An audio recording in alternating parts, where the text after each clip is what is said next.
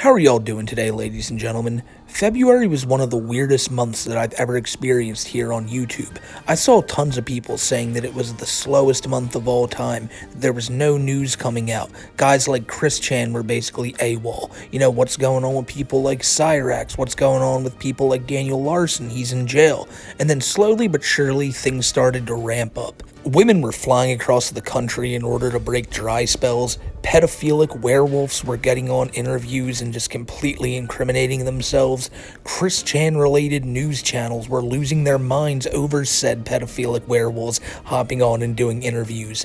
Daniel Larson decided to make tons of jail calls in which you could actually see him there. I mean, you see the little guy on screen right now. When you hear what he was about to say later, it's just going to make you realize that no matter what happens to him, he's never going to change.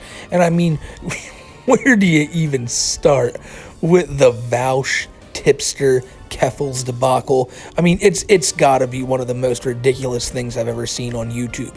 So, without further ado, why not start there? Because you see old Tipster on screen right now, and you might be wondering, what's his bulbous ass doing on the channel? We've never seen him around these parts. But Tipster is somebody that I've known about for years now, and I've always thought he was a very weird individual. And this whole situation with Vaush, I mean, the fact that Tipster's defending it makes him look awful, makes Keffel's look awful. If they didn't already look terrible as it is, I mean, it's just a bunch of shit shows involving a who's who of a bunch of shitty people. So I hope you guys enjoy the ride today, or at least try your best to. And with all that being said, let's find out why old Tippy was so defensive over his friend Vaush.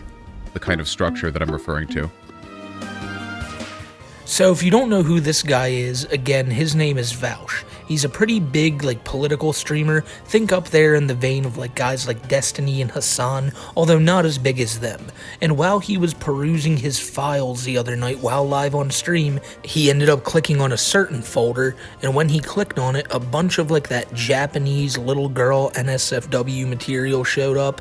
Now, you might imagine this is some real white Bowser stuff, you know? The people who enjoy this type of material to me are always going to be suspect. And I know just saying that brings a lot of people to the comment sections to fight that stance, because many out there believe that drawn pictures of children in really disgusting situations, well, that doesn't matter because it's just that, it's drawn. But I think myself and any right-minded thinking person would agree that if you're drawing that type of material, it's clearly something that floats around up in your mind. And if that's what floats around up in your mind, then you're a pedo. Is it that hard to comprehend that? I've always found it that people who are so open to talking about material like this and try to play it off like it's no big deal and it's hurting nobody because it's not a real kid are always the people who tend to enjoy it themselves. And that's exactly what this dude Vaush here is all about. Because he was shitting on people who enjoyed this stuff, and rightfully so, for years. It's that anime has a ton of f***ing lolly shit,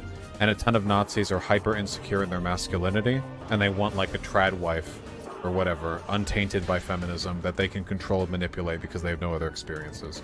And anime is perfect for people with that kind of psychosis. So of course he got this guy just bashing the anime stuff all day long, talking about how they're all Nazis and all too. I don't know how that all correlates, but by his own logic now, I guess it would make old Vaush here a Nazi because he was loving that content.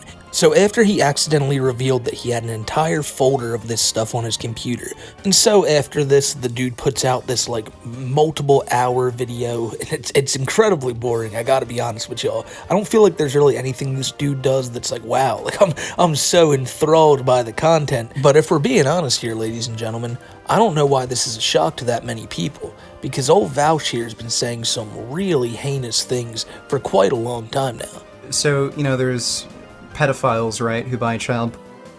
Would you say they should not be held responsible for doing that? Yes. Really? Even though they're directly supporting child rape? Yeah, I think it's hypocritical. Because I bought my computer and the silicon in it was farmed in Africa by slaves. If I can do that and that's legal and no one's going to call me out on my shit, then yeah, I have to be consistent in that respect. Okay, look, I think there's levels to this. So I wouldn't equate buying a computer to buying child. Alright, so let me get this straight. Because you have to be quote-unquote consistent, you now have to be okay with the viewing of CP.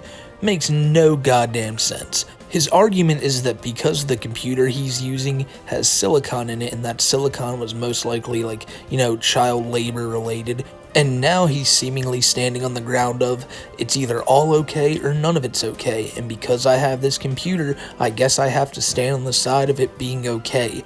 Like, it's a weird way to go about saying that you're cool with seeing children be like, put in terrible situations. And I know he made a point of the fact that it's messed up that, the children are made to mine the silicon or whatever, but the fact of the matter is that you're gonna sit there and because of your pride not denounce something like the consumption of CP.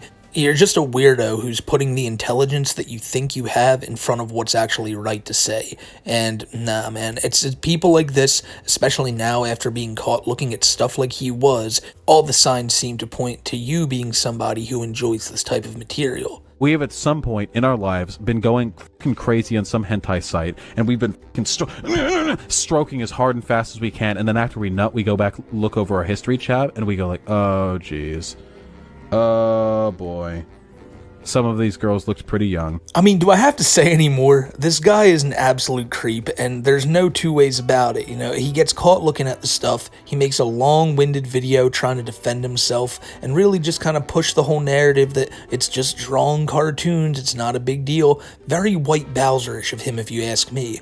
But of course, there's people on his side. The first one is Keffels. Now, if you don't know who this Keffels person is, they're the one who, went to war with the Kiwi farms, got a whole bunch of people to donate to a GoFundMe, raised $100,000 for Keffels to relocate and take on the police department in a lawsuit, and all this money is now basically just gone into their pocket, and their fans are none the wiser, seemingly, It's kind of weird that you take all this money from these people under the guise of you doing something right with it, and you just, now you're just sitting around defending weirdos like Vaush all day. But it's not surprising that someone like Keffels would defend this guy, because Keffels here is somebody who used to own a Discord server called the Catboy Ranch. And you know what, ladies and gentlemen, the Bowser comparisons just keep on a-coming. And in this old Discord server, there were allegations of grooming. I mean, I've seen screenshots before of people having leashes that say, property of Catboy Ranch, some weird stuff that I don't even want to show in this video. And so it's not shocking to know that Keffels is one of the people defending their homie Vaush in this situation. Keffels has tried to say that they had no idea this was going on in the old server, but I mean, come on now, the name itself it gives you those vibes of what's going on in there. I've seen many people give very valid criticisms of Keffels, not only about the Catboy Ranch stuff, not only about the scamming their fans out of $100,000 stuff, but also accusing Kiwi farms of doing tons of heinous actions to them when really there's no proof behind many of the claims they have at all. And Keffels here tries to protect themselves by saying, I am trans, and you are only doing this to me because I am trans, and tries to paint all these people as monsters for daring to question them. But it's not just Keffels who feels this way, so now we have to take another detour here and talk about H3H3, or just Ethan Klein, because Ethan Klein has been one of the people going at Keffels, Vaush, and Tipster over this situation, and he's been talking a lot of smack on them. Now, Ethan is someone who rarely nowadays gets a good opinion out there, but this is one I think we can all agree to, that this stuff is weird, and anyone who views it is pretty weird. So Ethan put up an Instagram story about this, and who did that Instagram story rile up? Well, good old Tipster, that is, because Tipster is someone who has basically become Keffels' lapdog. Tipster now goes after people with the same type of, buzzwords and insults that Keffels will throw out there.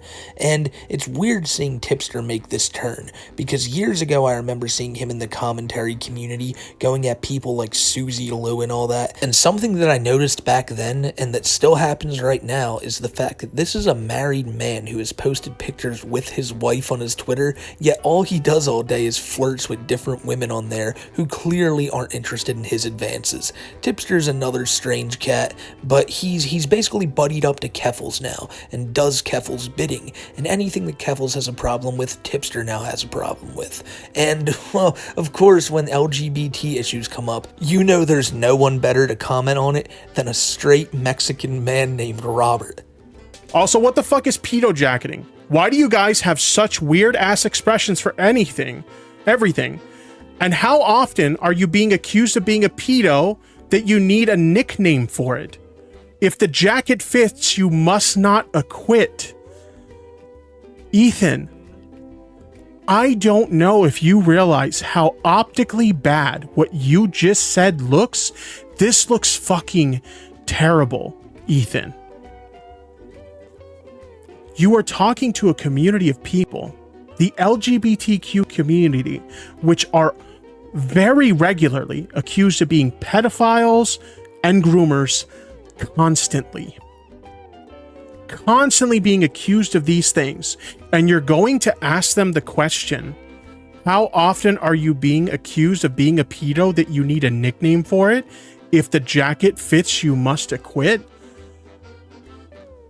That is the most insanely fucked up, homophobic thing, transphobic thing, anti-LGBT thing I've ever heard. Now, to be clear, I'm not saying I think that H3H3 is transphobic, homophobic, anything like that. I'm not saying these things, but you can make a statement that falls under that category without you yourself being those things. So basically, what Big Bobby tries to do here is tries to do what Keffels always does, turn it into an issue of the people against the LGBT, when it's not that. It's the people being against this weird anime cartoon stuff that you guys are going to bat for because you think your dear friend Vaush is being victimized by a group of heathens or whatever. And that's the real problem here. I'm not so sure that they're absolutely for this as they're just against the people going at Vaush, which is disgusting to do. Just because you have a common enemy doesn't mean you defend something as disgusting as this. But at the end of the day, I'm probably giving them too much credit, because if they're that, like, if you're really that willing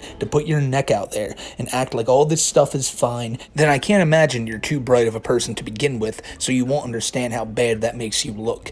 But all these people are going to try to play it off as it's no big deal, and the actual fans of people like Vaush, Tipster, and Keffels, they're just going to eat it up. And it's a sad thing to see, ladies and gentlemen. But if you want to see any more of these three, let me know down in the comments, because they're new faces to the channel, but if they're going to keep this shit up, I'd imagine we won't see the last of them anytime soon.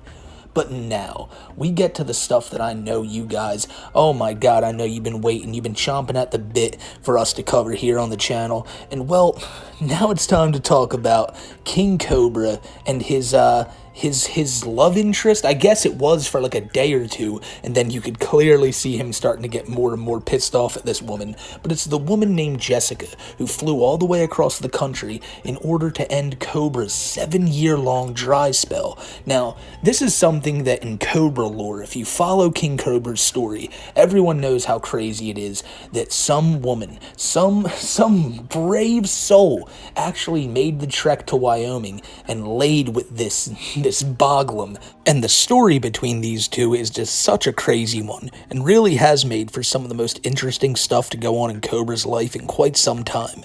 So when it first started, you could see the smile on Josh's face. Because I tell you what, ladies and gentlemen, Josh had just gotten done laying the smack down on that woman sitting next to him, and I guarantee you, throughout the entire situation, he was just thinking, oh my god, I am owning the trolls so fucking hard right now. I cannot wait to go live after the fact and rub it in their faces. And that is exactly what I think he thinks he did here. He went live with the girl, and maybe Josh thought, you know, we'll do a quick stream, maybe we'll stream a few more times this week, but he did not expect it to become the absolute shit show that it did. And granted, I don't even know if it sank in on Josh yet about the shit show that it was, because the people know, but Josh seemingly just doesn't give a shit. So let me give you guys a bit of a rundown here. So Josh, as I said, invited this woman over, and she was going to be staying there for 8 days. And as the days went on, you could see the life being just drained from Josh. It was a lot of the alcohol. Now that's definitely true, because he was drinking a lot, and he has been drinking a lot. I mean, over the past few years, he's been drinking a lot, but he's been passing out in his chair, and usually where the streams would die out and people would just sit there and watch Josh snoring. You know, this happens a lot to where Josh can just pull thousands watching him sit there asleep. But now we had another aspect, and it was this woman sitting in his lap, and the whole time Josh is asleep, she's fighting with people in his chat, she's unmodding his mods and making her mods the mods, and this is all after her account got taken down. And it's not like Josh's account was that safe either, because a bunch of his streams got taken down, and people watching Josh's content got their channels struck just for watching it while Josh didn't. She flashed the camera at some points, and really it just showed that she didn't give a shit, and that all she wanted from Josh was some semblance of clout. And when she lost her channel, she just tried to make her new channel his channel. And I mean, man, let me tell you something. The trolls and really anybody who follows Cobra just grew to hate this woman. There was a point where Josh's father, Clint, came over, and Clint and Josh, they rarely have conversations live on camera, and the people really wanted to hear this. And knowing Josh, he didn't mute his mic because he didn't give a shit if the people heard it or not. But guess who did mute the mic? Old Jessica. And oh my god, let me tell you something. Like I said, I don't follow Josh as much as some other people, but even I know that is sacrilege. Like, you do not dare mute at a moment like that. But she did. And, you know, she's now gone. The woman has now left. She's back at home in Virginia. And she did leave Josh a little bit of a present. That present being a cold sore on his lip. And it is a gnarly looking cold sore. I'm not going to show you guys it here again because it would gross you out. However, I'll have Kiwi tapes his entire video describing this whole situation. Things like 40 minutes long. And he goes real in depth into this whole story. But I mean, there's so much to talk about here with Josh. Because I think he may have had the most interesting month out of anybody. Every day for that whole 8 days she was there, you could find her and Josh live for like 5-6 hours at a time, and these streams they went from boring to just complete shit shows. And I want to show you guys now just the funny comparison between, you know, you see Josh on screen right now, he's attentively looking at the chat, and you've seen it before, you know, he'll put a smile on his face, he's happy that this woman's here.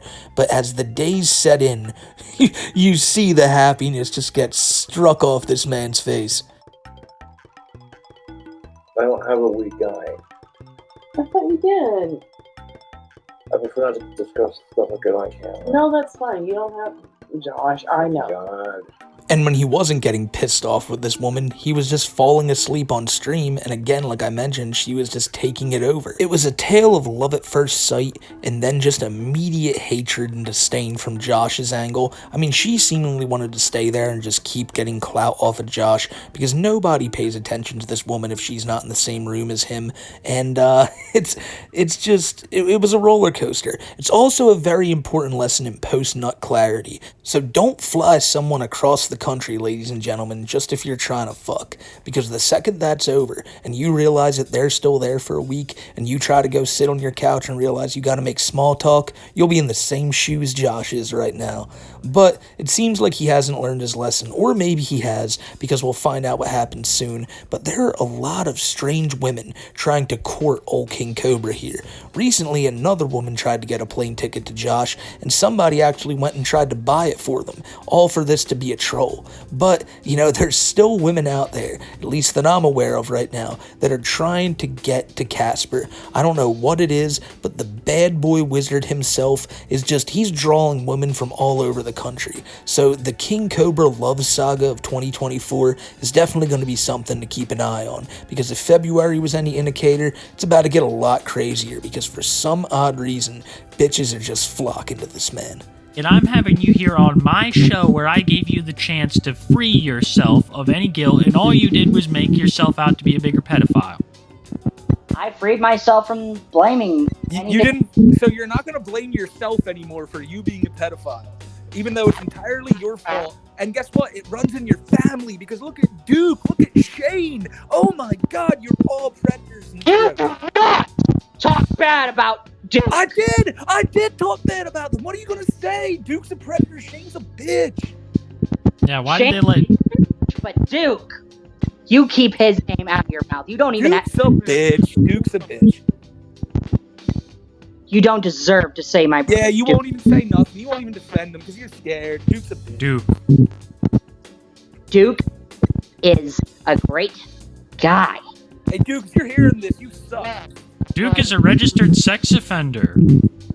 So what if he is? He's still a good person. No, he is not. No, he is not. That's not how this works. He only did it because of his ex. His I ass. thought he got framed. Now you're making up different reasons. He's such a predator, dude. Fuck Duke. You know, it's never not weird to me to have to talk about a situation that I was personally, there for. So, this month, myself and Kiwi Tapes interviewed Jupiter the Hybrid on our show, Too High for Stupid. And this interview was hands down the craziest one I've ever even heard. I was there, I was one of the interviewers, and I was just like, wow, this dude is just off his rocker. He's a straight up predator. The man admits so many times to wanting to do terrible things, to having done terrible things, to currently doing terrible things. I mean, the whole interview will be linked down in the description below, as well as my edited copy. It was uploaded a few weeks ago. You've probably already seen it, and you know what happened in it. Jupiter freaked out at the end because we started calling out his brother Duke, who is a literal registered sex offender who he had admitted, Jupiter had anyway. The guy had actually done stuff to kids. It's just a terrible story, and it seemingly runs in Jupiter's family. But the biggest reason that we had Jupiter there was so that we could hear more about his current girlfriend, current wife on Facebook, because Jupiter was now married to a girl, and I say girl because she was not a woman, she was 15 years old, if her age is to be believed on Facebook, and Jupiter had no problem with this, at many points in the call even saying that he was willing to cut contact so he didn't get in trouble, but he didn't want to stop being friends with this person. He admitted that they were in a relationship, and when asked about if they had ever done or sent any pictures to each other, he got all weird about it, and it's just a terrible situation all around. Jupiter is clearly somebody who he's only interested in saving his own ass. When people brought up how messed up this was that he was in a relationship with a 15-year-old as a 25-year-old man, he's simply worried about saving his own ass, saying that he'll delete it so that he doesn't get in trouble, this, that, and the third. And well now, after saying all that, trying to say that he admitted it was wrong, well, he's still doing it. And not only that, he's talking to apparently a second girl, but we'll cover that in a later date. But let me just show you something here. If you saw that interview, you know that Jupiter said that 15-year-old girl and him, he's cutting things off. He realizes that it's messed up. Well, less than 48 hours after that stream ended, he posted this little message on Facebook. And this message reads, "To my girlfriend," and he says her name, but I bleeped it out. "I love you so much. It hurts not being able to be there to hold you," and you can read it right there. This is fine to write to, your girlfriend if you guys are two of-age people. I don't know what to say here. If this is if you're writing this to a 15-year-old girl and you're 15 years old, that's cool, Jupiter, but you are a 25-year-old man writing this to your minor girlfriend. What is wrong with you, dude? And I mean, I know what's wrong with him. The dude is not all there. He thinks he's a vampire werewolf, and he thinks that all this stuff is fine. All of it's right. As long as people apologize for it after the fact, like his brothers did, well, he's all well and good. And ladies and gentlemen, that's what scares me so much about this Jupiter dude. Because something I've realized over the past few weeks after doing this interview is that the reason he thinks this is all okay, why he thinks it's okay to constantly be talking to minors and getting into relationships with them, is because, again, it runs in his family. Anytime he sees or talks to these sickos, how much do you want to bet they're telling him, you're doing fine, little guy. Oh, dude, who cares? It's no big deal. Oh, we've all done it. They are a group of sickos, and he's just another one of them. And it's a shame that the cops aren't doing anything about it, because here's a man on his open Facebook page talking about and writing a love letter to his 15-year-old girlfriend. Is this the point we've gotten to now where, this isn't enough to go, yeah, maybe we should go look into this guy? Maybe, what is happening anymore, ladies and gentlemen? I would just ask you this. If you see Jupiter the Hybrid anywhere online, having a new account or anything, make that known to as many people as you can, because this dude does not realize the harm he's doing to kids, because he genuinely thinks it's no big deal. And it's disgusting, because there's actual brothers of his in jail for this stuff right now, and if he's going to bat calling them good guys and that none of that stuff matters, he's going to think that, well, even if he does it, he's a good guy and it doesn't matter. Sickos all around, man, and it's just terrible, because we all knew that he was never going to take this stuff serious, even after saying that he would on the interview, and then it was proven that he's just a liar and he doesn't mean what he says when he posts this less than 48 hours afterwards. Again, if you guys know anything or you keep seeing anything incriminating on Jupiter, if he tells you anything incriminating, which he seemingly does like pretty openly and flippantly, forward that stuff over to your local police and try to get it to his local police as well. I'm not the brightest when it comes to the law and everything like that, but this is the type of information that absolutely needs to be forwarded over because he just doesn't understand the problem with it. And that's what makes these type of people so scary. It's like he's not trying to be he's not trying to be secretive about it. It's all right out there in the open, and he genuinely like someone like White Bowser, you know, he wanted to have that grooming Discord server, but he hid it from the public. Jupiter here, he genuinely doesn't see a problem with it, so he wants to just do it out in the open. And it's a shame that he's been able to do this out in the open for so long. So if we hear anything more about him, I'll be sure to update y'all on that. But it's a shame that we gotta constantly keep talking about these sickos over and over again. Thank God we got to talk about Josh, right? Like, sicko-free territory right there. But now the next guy we're gonna get into kind of ties into old Jupiter a bit here.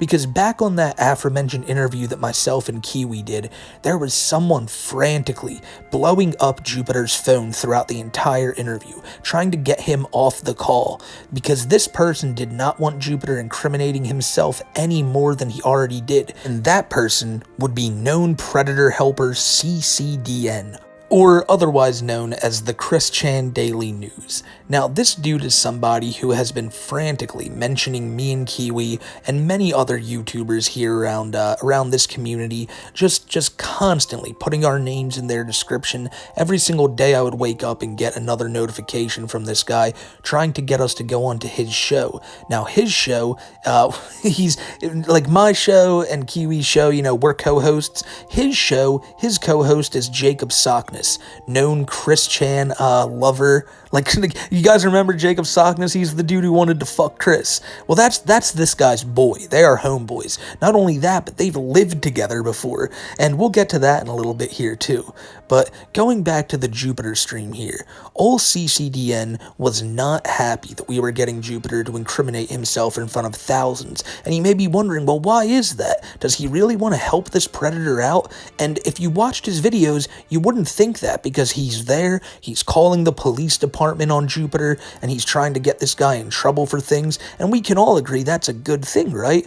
But then you wonder, well, why can't I see these videos? And then you find out that he has them all hidden behind a Patreon paywall, and that is why he's mad that we're talking to Jupiter, because the things that Jupiter's admitting right now are things that Jupiter admitted to this guy in the past, but the reason nobody saw them is because he hid them behind this, like, very niche, like, Patreon that probably only had like 10 people subscribed to it. And so in the beginning, I thought, well, maybe this dude is mad because he looks at it as, we just put that on display in front of a lot of people, and he was trying to keep it under wraps while forwarding stuff to the police, and maybe we blew his case or something. Well, then I was informed that in a now deleted stream, this dude actually claimed to be a cop early on while talking with Jupiter, thus promptly fucking up any type of chance that anything this guy sent over was going to be taken seriously. And so, in this fella's unjust rage of myself and Kiwi Tapes having Jupiter on the stream and not having him on the stream, he decided to make a bunch of YouTube shorts that once again are now since deleted. However, we have the archives right here. Just a quick message, Pokey McC and Kiwi Tapes. I am watching your live interview with Jupiter the Hybrid. Very glad that you got him on. I just want to let you guys know something, because I think I'm blocked in your comments or whatever. I run Anonymous International. He got the idea from me. And I don't know. That's it. That's all I wanted to say. I guess a little acknowledgement sometime would be nice. So basically, at first what the dude was mad about was the fact that at one point Jupiter just chalked things up in the interview to it being Anonymous's fault that we were having like bad technical issues, and we just said, oh yeah, that's because, you know, Cow Wrangler's a hacker, this, that, the third, didn't really think anything of it. But this dude was highly offended that we would dare claim that Cow Wrangler was the head of Anonymous when he is the head of Anonymous. Like, come on, ladies and gentlemen, we should have known that old CCDN was the head of Anonymous. I mean, if this was some troll op he had planned, I can understand why he's a little bit miffed that we kind of blew his shit up, but we didn't really think anything of it. I had no idea what was going on there. Jupiter's the one who just keeps bringing up Anonymous International. But it all started to make sense, because in the next video, you find out what the dude's really mad about. Hey Smokey, hey Kiwi.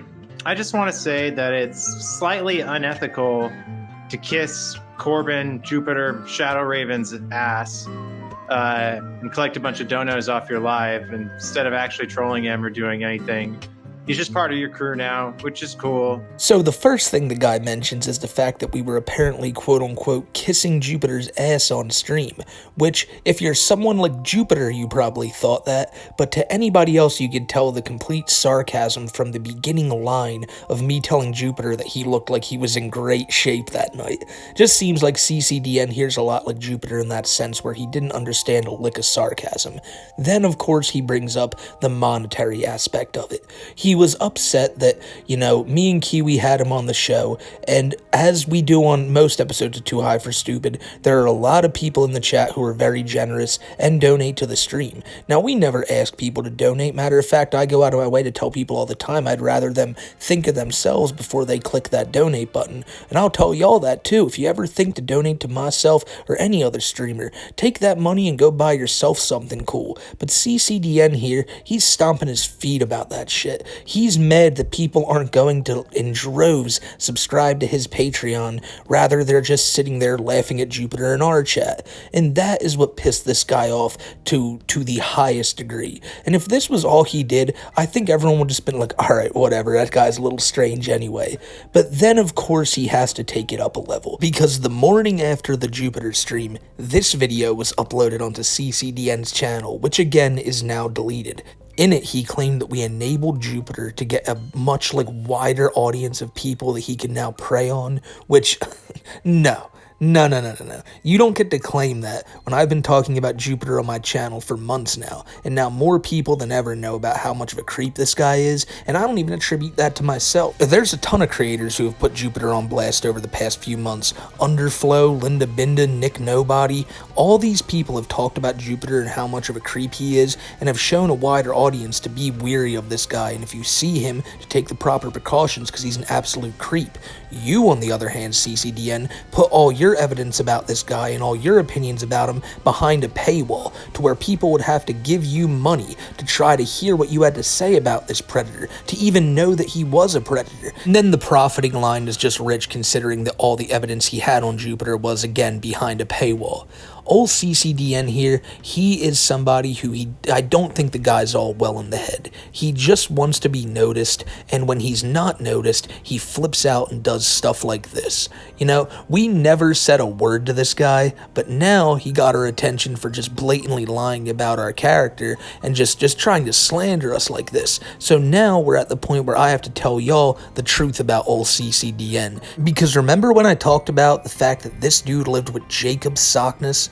Genuinely one of the weirdest people I've ever seen online. Well, Jacob Sockness, of all people, has been talking trash on CCDN recently, and I know for a fact that, again, he deleted his entire channel, but there are definitely videos out there, and I know people in the comments know where they're at, and I will definitely have a pinned comment up sending links to these videos if we can find them, but I know there's a video of him sniffing Chris Chan's old crusty shoes. Now, if you're wondering how he got them, Jacob Sockness again is someone who's in love with Chris Chan, and back in the day he bought a whole bunch of stuff from Chris's old shirts, Chris's old shoes, and apparently they smelled like utter shit, like the worst smell he could even imagine. This is from Sockness's mouth, not mine. And CCDN, when he was living with Sockness, thought it'd be a real rad thing to do to just pick them suckers up and give them a sniff. Now, ladies and gentlemen, every single one of us watching this video right now, like yes, you who are listening to this right now, you can look in the mirror, look at yourself, I'm talking to you. Isn't it awesome that we've never smelt Chris Chan's shoes? Like, that's just like, as a normal person, I feel like that's not something I think about. Like, I wonder if I can ever get a whiff of those shoes. And this dude just gladly did it. Also put on a bunch of Chris Chan's old clothes that apparently smelled like shit as well. I assume these are the one from the old house fire. And, yeah, the dude really just wants to be part of that Lolcow lore. I feel like there's a big difference between documenting and just talking about people like Chris Chan and actively going out of your way to, like, go live with a confidant of Chris's. I mean, there's a huge difference there. What am I even talking about? And this dude, I don't think he knows the difference. For the Chris Chan Daily News to be just buddying up to one of Chris Chan's, like, weirdest people in his story, it's very obvious that this dude eventually probably just wants to be friends with Chris. I know old Gibby made a video about this guy recently, and as a matter of fact, the background footage you've been looking at here is just this dude walking down the street of whatever town he's in, freaking out about Gibby. This will be down the link in the description below if you want to hear it. But the dude clearly just wants to be part of Chris Chan's life. He wants to be friends with Chris Chan, and it'll be interesting to see where his story goes, because for all we know, this could be the next dude who's like trying to idea guys some shit or something like that, because he's already taken that path right now. You guys let me know down in the link in the description below. You interested in knowing about more CCDN, or you think this should just be a one-off? Nonetheless, I feel like it was worth talking about this guy, and now we get to everybody's favorite. We get to the Lolcow that everyone just agrees is the coolest person in the world. Alright, I'm fucking around. It's time for Larson.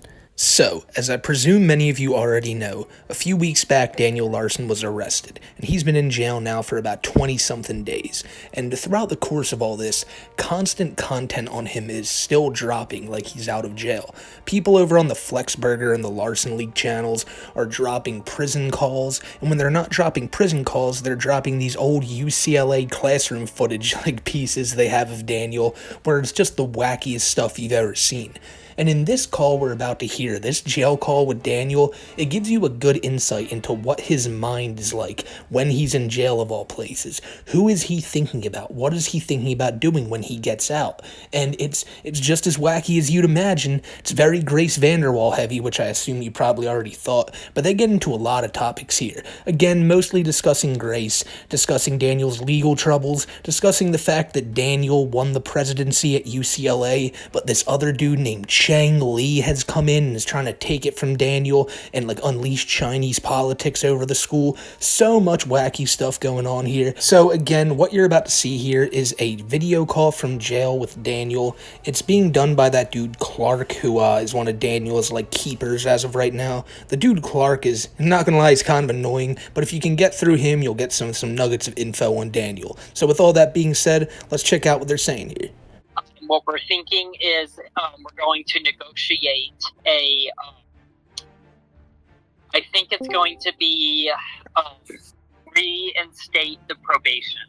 So you would have to do another 6 months to a year, probably? I think it would be another year, yeah. Okay. I mean, they would restart it for another year. That's better than jail time, for sure. And already have 20 days. I don't know yet, but they're thinking they might add that. Okay. So your public defender said that they might take the time that you've already done and add it to your sentence. Yes. Okay. That is a good sign. I mean, they're screwing you over. It's the legal system nowadays.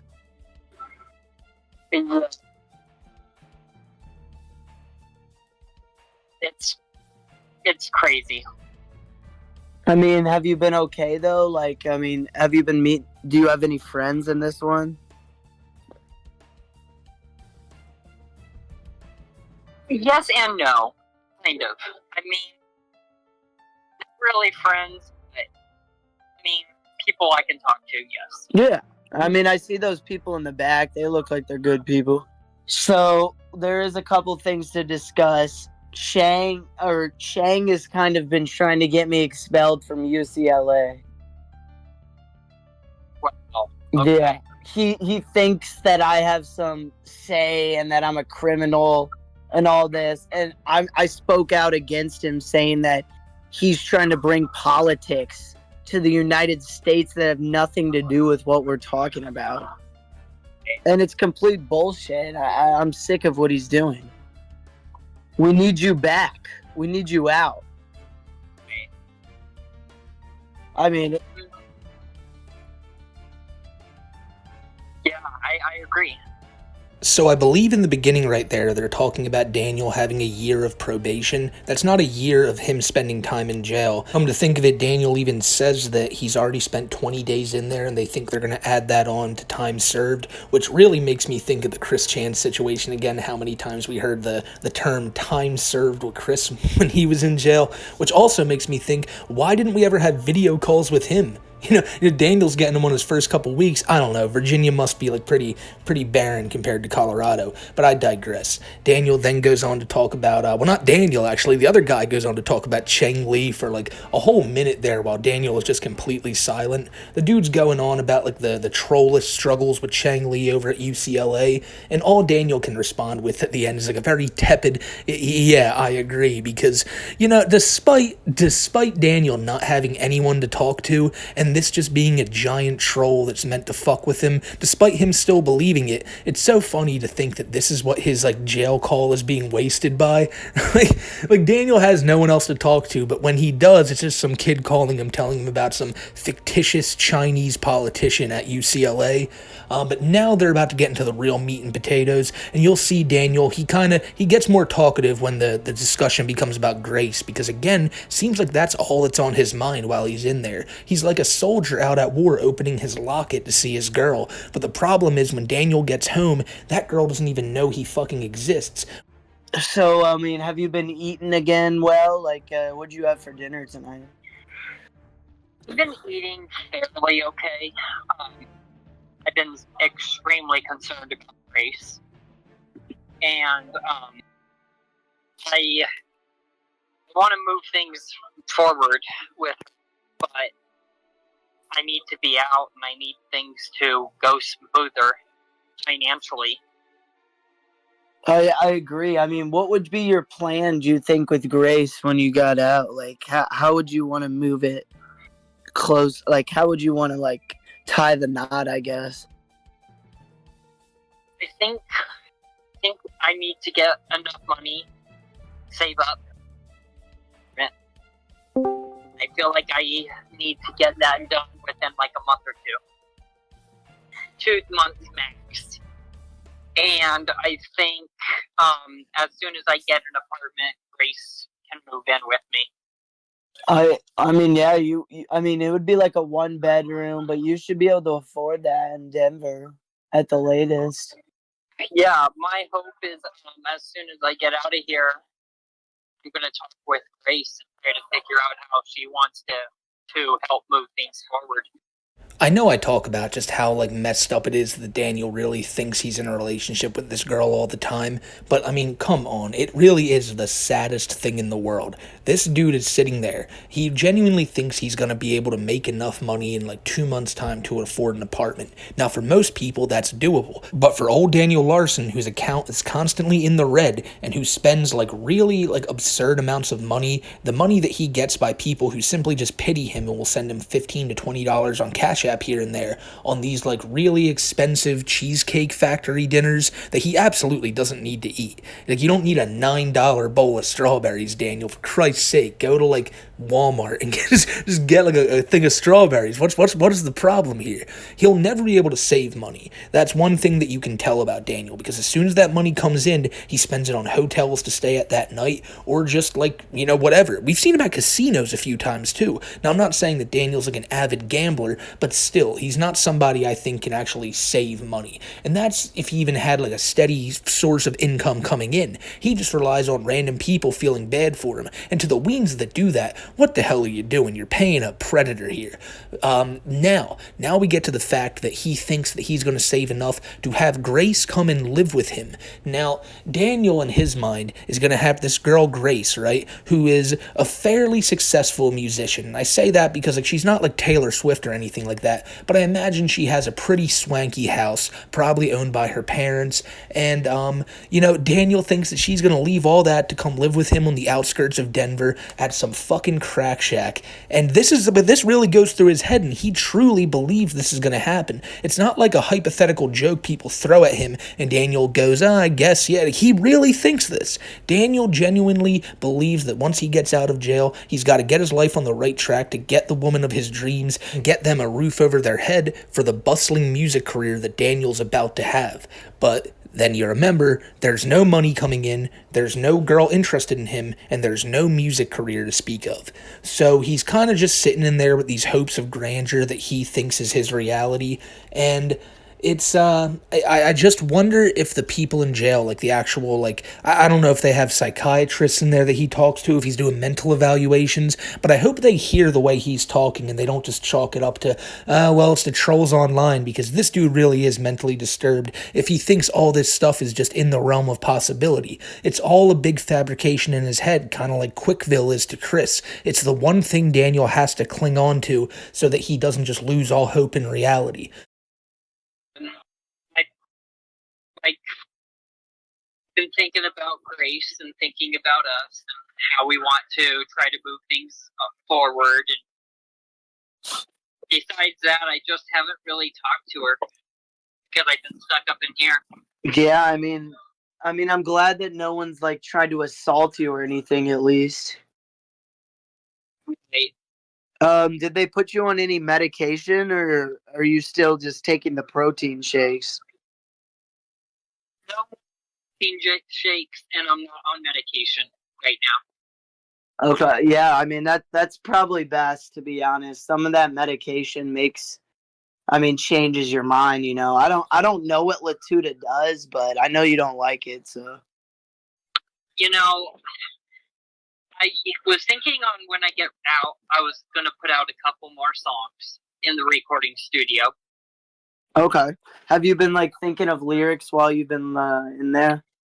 Yeah, and I've been saving up as well, so I'll have the money when I get out. So you haven't been spending money on chips or anything in commissary? Nope. Nope. No. Dang. You're a hard-headed guy. We're just got to keep trying to get money to get you out. Bob still has yet to respond to me. Have you gotten a hold of Bob recently? Yes, I actually got a hold of Bob earlier today, and he was saying that it was kind of interesting what he said. He said that he was struggling to get a hold of you, and you weren't messaging him. That was what he said. And then I said, can you message him on the same number as before? Which is how I got back a hold of you after I got to Boulder, right? Yeah. And so I know that somebody is lying, right? I think Bob accidentally blocked me a year ago before I had full contact with you on my number. I'm pretty sure I texted him and he blocked me. I think it is too. And then he also told me that he was kind of having a hard time believing that me and Grace were together. I mean, the dude wants to believe what does he not believe you're in jail right now too? He could definitely bail me out, and he's refusing to, and we told him about the UCLA thing, and he's like, that's great. He knew I was doing well, and then now he's just like, fuck it, I don't care. And then I'm like, and he's blaming the fact that Grace is a millionaire, that she has enough money to bail me out. But at the same time, we know how Tina kind of controls a lot of her finances right now. Yeah, so without Tina's approval, we can't really do anything. Exactly, and Tina's pretty much been super hard to get a hold of, and every time I get a hold of her, it's like, oh, Grace is practicing or Grace is doing what, and I'm like, well, Daniel needs some fucking support right now.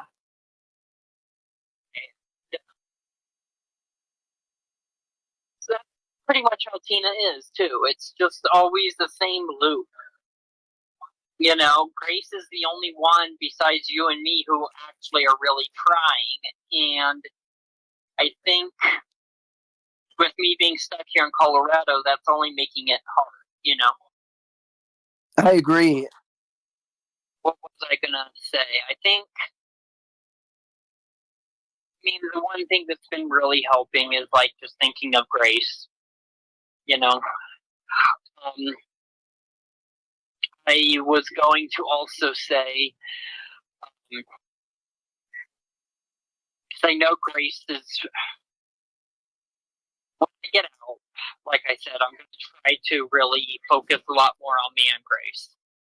And trying to fix that and try to move things forward with that. The first two things I get from watching all those clips is, like I just mentioned, Daniel is way too obsessed with Grace. But number two, we've said it a million times, these trolls are a big reason of why Daniel's still so obsessed. Like, Daniel's constantly asking the question, right? Grace is a millionaire, so why can't she bail me out? And this dude's just like, well, you know, her mom, that Tina, she controls her finances and she's a real stickler and all this. So they got Daniel Larson just believing that this girl's mom is the only reason he can't get out. Again, I've brought this up before, but Daniel is not someone who's capable of really that much. He's fast, he can run away from things, but for the most part, I don't think Daniel is someone who can devise like a good plan. And what I mean by that is, I don't think Daniel's going to be like, oh, I'm going to go out there and get revenge on this Tina. But I tell you this much, Daniel is someone who can be here, there, and everywhere because he's homeless. All it takes is one of these weens to fly him out to Cali, and we could have a real problem on our hands. Now, I know that's highly unlikely to happen, but just remember that he thinks he has an in with this family, that him and Grace are real lovers, and that the mom is the one kind of holding Daniel back in jail while she's trying to make Grace focus on her career. It's always weird when you bring real people into this shit, because Daniel, he's obsessed with Grace. He brings her up nonstop. You heard him there. The only thing that's getting him by in jail is thinking about Grace. It's getting to the point now where it's like, you know, if the trolls are hearing this, maybe stop bringing up Grace Vanderwall's name, because you now have a man in prison that's just he's just counting the fucking days to get out to see her. And I know he's done this for about a year now, right? More than a year. And he constantly is in this cycle of thinking he's going to see Grace and then not seeing her. So I'm probably worrying all for nothing. But I hear this stuff and I'm like, oh my God, like he's sitting in there just like, I can't wait to see her. We're going to have a home together. We're going to be like world famous musicians together. Like, this is what you see in the backstory of like one of these like horror movie shits. Like the guy who tried to go after Jodie Foster. But I don't know. Time will tell, and hopefully time tells that Daniel just keeps his ass in Denver, stays far away from the Vanderwall family. That's the only thing I really got from listening to this whole jail call, is just the amount that Daniel is obsessed with her. I've done tons of videos on Daniel. I know like how much he's in love with Grace, but seeing as she's the driving force to get out of jail, it's not even his music anymore. He did bring up the music, don't get me wrong. He talked about how he's trying to get some new songs out there, but it's mostly just Grace. And I don't know. I just think it's like I said, they gotta try to get him to stop talking about that girl. Secondly, he brings up how pissed off he is at Bob, because I don't know if this is a troll Bob or not, but Bob's not helping Daniel out, and I imagine that, you know, the real Bob probably would help Daniel. That's why it makes me think it's a troll. And I mean, obviously Bob has to know about this situation, so he's probably just showing Daniel some tough love, and it's what he's got to do when Daniel constantly beats the shit out of you every time you guys step into a car together. It's bad times for all the Lolcows, especially Daniel being behind bars. Cobra's back at his house right now, probably pretty happy that old Methica is out of there. Tipster, Keffels, and Vaush, I hope nothing's going good for them. Like, they suck. Oh my God. Jupiter, same to him. CCDN, you just need to take a step away, Jesus Christ, from all this shit. But yeah, it's been a crazy month, ladies and gentlemen, and it seems like the year 2024 is only getting crazier. I've been telling people on my live streams and everything that we had the Lolcow Awards last year, 2023, and Cyrax won Lolcow of the Year for just having the most crazy friggin' year out of all of them. And right now, I want you guys to let me know in the comments, who do you think has the lead so far? If you're asking me, it's probably Josh. It's probably KingCobraJFS, but I want to know from y'all. And really, other than that, all I gotta say is I hope you guys have a great rest of your day, a great rest of your week, great rest of the month. It's almost springtime, ladies and gentlemen. The weather's about to get nice again. That's something we can all be happy about. Last year was the summer of the Lolcow. I don't know if this summer will be a repeat of that, but looking at how it's going right now, I can't imagine that the cows are going to calm down anytime soon. So, until the next one, ladies and gentlemen, I am out of here, and you guys have a great rest of your day. Take care.